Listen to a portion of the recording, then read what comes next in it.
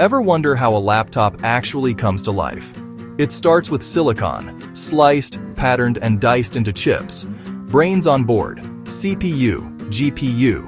Tested fast, binned, ready. Meanwhile, the motherboard forms.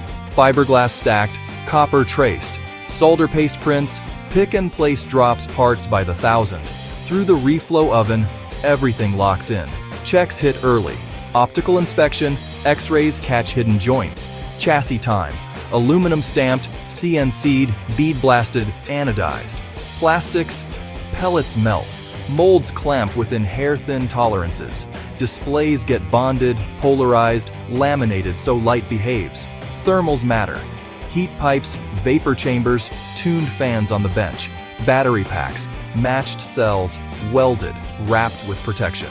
Final assembly is a pit stop. Keyboard, speakers, SSD, RAM, paste, heatsink, torque.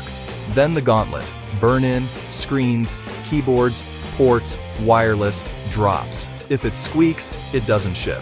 From sand to silicon to creation, that tiny city in your hands.